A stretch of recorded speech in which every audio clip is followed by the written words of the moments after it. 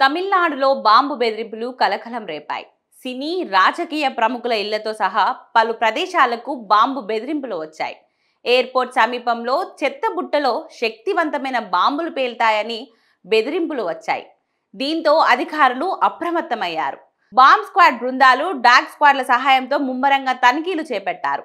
తమిళనాడు ముఖ్యమంత్రి MK Stalin, governor RN Ravi, సినీ నటి త్రిష, నటుడు టీవీకే అధినేత విజయ్ వీరి నివాసాలతో పాటు బీజేపీ రాష్ట్ర ప్రధాని కార్యాలయానికి, డీజీపీ కార్యాలయం, రాజ్భవన్కు కూడా బాంబు బెదిరింపులు వచ్చినట్లు అధికారులు తెలిపారు. దీంతో భద్రత బలగాలు అప్రమత్తమయ్యాయి. ఆయా ప్రాంతాలలో ముమ్మరంగా గాలింపు చర్యలు చేపట్టాయి.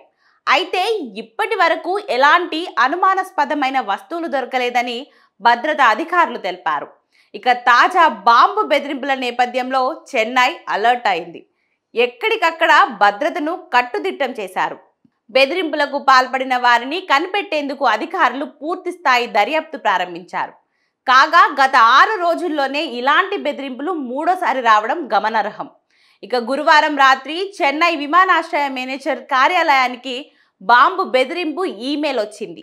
ఈ ఈమెయిల్లో విమానాశ్రయంలోని చెత్త బుట్టలో శక్తివంతమైన బాంబులు ఉన్నాయని, శక్తివంతమైన బాంబులను అమర్చామని, అవి ఏ క్షణమైనా పేలిపోతాయని పేర్కొన్నారు. బెదిరింపు ఈమెయిల్ తర్వాత విమానాశ్రయ అధికారులు వెంటనే చెన్నై విమానాశ్రయ డైరెక్టర్ను అప్రమత్తం చేశారు. అర్ధరాత్రి విమానాశ్రయంలో అత్యవసర భద్రత సమావేశం ఏర్పాటు చేశారు. దీనికి సీనియర్ విమానాశ్రయ అధికారులు, బీసీఏఎస్ అధికారులు, సిఐఎస్ఎఫ్ అధికారులు, విమాన ప్రతినిధులు, విమానాశ్రయ పోలీసులు హాజరయ్యారు. తనిఖీలలో అనుమానాస్పదంగా ఏం కనిపించకపోవడంతో బెదిరింపులు బూటకమని తేలింది. ఈ ఘటనపై చెన్నై విమానాశ్రయ పోలీస్ స్టేషన్లో కేసు నమోదైంది.